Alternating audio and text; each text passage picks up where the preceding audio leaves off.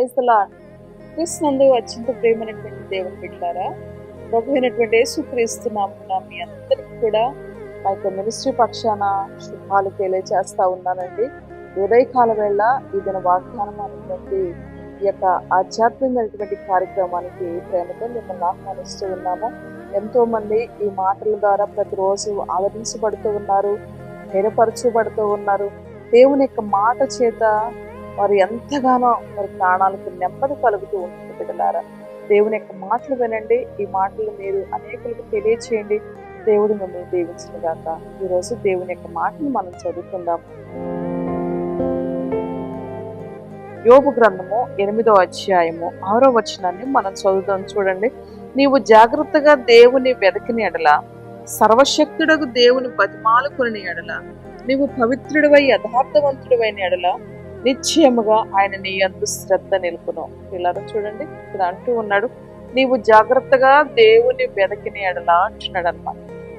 జాగ్రత్తగా దేవుని వెదికినట్లయితే ఆయన అంటూ ఉన్నాడు, సర్వశక్తులకు దేవుని మనం బతిమాలుకోవాలంట. జాగ్రత్తగా దేవుణ్ణి వెదికితే ఆయన మనకు కనిపిస్తాడంట. 100 గొర్రెలల్లో 99 గొర్రెలుండి ఒక్క గొర్రె తప్పిపోతే ఆ గొర్రె దొరికి అంతవరకు కూడా ఆ యొక్క యజమానుడు ఎదుగుతూ ఉంటాడు కదా. ఆ గొర్రె ఎక్కడైతే దొరికిందో మళ్ళా దాన్ని తీసుకుని వచ్చి అందరికి చూపించేసి, నా తప్పిపోయినటువంటి గొర్రె దొరికింది, ఎలా సంతోషిస్తారండి. అందుకే ఇక్కడ అంటూ ఉన్నాడు, నీవు జాగ్రత్తగా దేవుని వెతికిన ఎడల, అంటే దేవుని మనం వెతికినప్పుడు తప్పకుండా ఆయన మనకు కనిపిస్తాడు, తప్పకుండా ఆయన మనకు కనపడతాడు. మోషేతో దేవుడు ఎలా మాట్లాడేవాడు? ముఖాముఖిగా దేవునితో మాట్లాడేవాడు అంట. మోషేతో ఒక ప్రత్యేకమైనటువంటి అనుభూతి చూడండి. మోషే ఒక ప్రత్యేకమైనటువంటి స్థానాన్ని దేవుని దగ్గర సంపాదించుకున్నాడు కదా. మరి ఆ యొక్క ఏదేను తోటలో ఉన్నప్పుడు అవ్వ ఆదాములతో దేవుని యొక్క వాక్యము, దేవుడు వారి మధ్యలోనికి వచ్చి తన స్వరంతో వాళ్ళతో మాట్లాడేవాడు. ఎంత శ్రేష్టమైన అనుభూతి చూడండి కదా. దావీదు నా హృదయానుసారుడు అంటున్నాడు అనమాట. మోషేను నా స్నేహితుడు అంటున్నాడు అనమాట. అబ్రహామును నా స్నేహితుడు అంటున్నాడు అనమాట. ఎందుకు అంటే అబ్రహాము దేవుడు ప్రతిరోజు మాట్లాడుకునేవాడు కదా.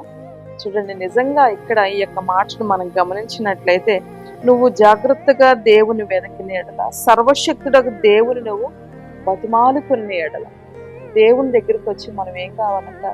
బ్రతిమలాడుకోవాలి. మన సమస్యలన్నీ దేవుని దగ్గరికి వచ్చి, అయ్యా నాకు సహాయం చేయను, ఆయన నాకు ఎవరున్నారు ప్రభు అని ఒక మనిషి దగ్గరికి ఒక అవసరం వచ్చినప్పుడు ఎలా బ్రతిమలాడతామో, ఆ న్యాయాధిపతి దగ్గరికి వచ్చి, కనికరం లేనటువంటి కఠినుడైనటువంటి ఆ న్యాయాధిపతి దగ్గరికి వచ్చి ఆ విధవరాలు ఏం చేస్తూ ఉంటది? ఆయన బ్రతిమలాడుకుంటూ ఉంటుంది కదా, ఆయనకు మొరపెట్టుకుంటూ ఉంటుంది కదా.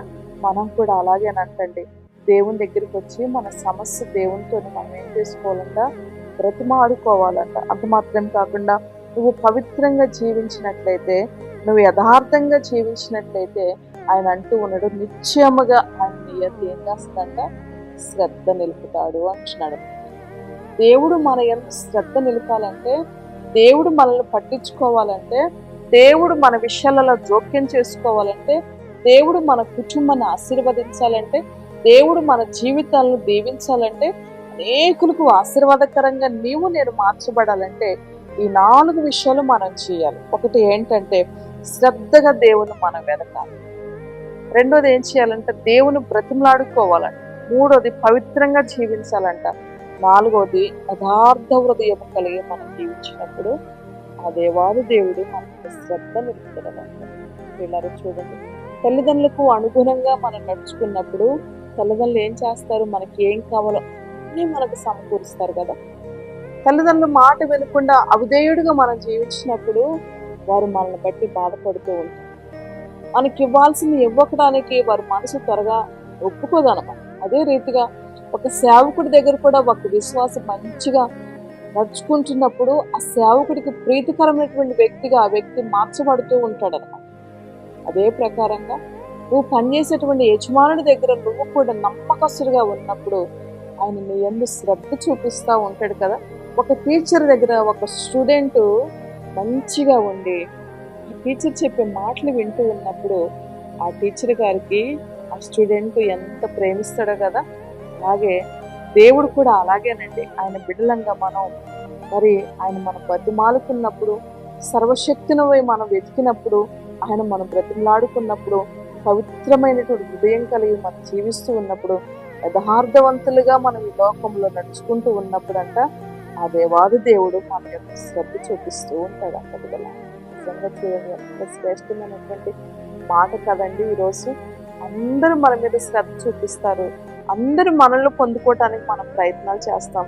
వారు మనల్ని పొందుకోవాలి, వీరు మనల్ని పొందుకోవాలి, వారు నన్ను చూడాలి, వీరు నన్ను చూడాలి, వారితో నేను మంచివాడు అనిపించుకోవాలని ఎన్నో మానవ ప్రయత్నాలు చేస్తూ ఉంటారు. కానీ నిజంగా సృష్టికర్త అయినటువంటి దేవుని యొక్క మనసు నా మీద పడాలి, దేవుని దృష్టి నా మీద పడాలి, దేవునికి నేను యథార్థంగా జీవించాలి, దేవునికి నేను నమ్మకస్తుడిగా బ్రతకాలి, దేవుడు ఇష్టపూర్వకంగా నేను జీవించాలి అని చెప్పేసి ఏ రోజైనా మనం ఆలోచించామంటే అస్సలు ఆలోచించమండి. నిజంగా మన జీవితాలన్నీ కూడా అందుకే ఈరోజు చాలా మంది జీవితాలు అస్తవ్యస్తంగా మారిపోతూ ఉంటున్నాయి. దేవునికి అనుగుణమైనటువంటి జీవితం లేకపోవటాన్ని బట్టే వారి జీవితాలు, వారి కుటుంబాలు చిందరవందరంగా ఉంటూ ఉన్నాయి, అస్తవ్యస్తంగా మారిపోతూ ఉన్నాయి బిడ్డలారా.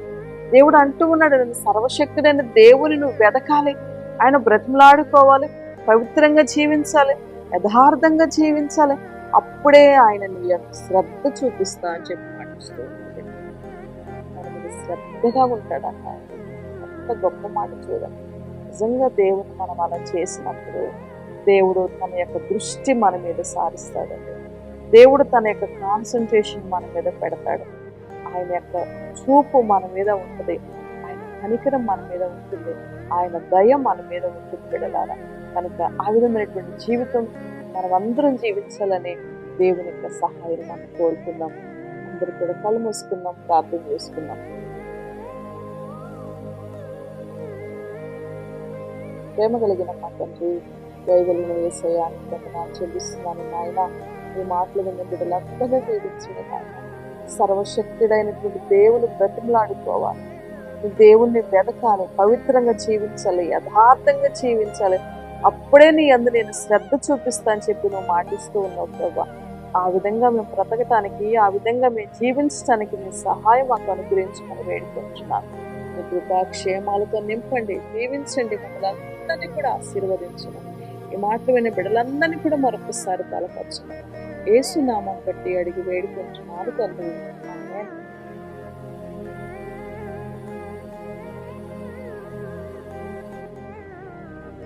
పిల్లరా, ఈ మాటలు మీరు అనేక తెలియజేయండి.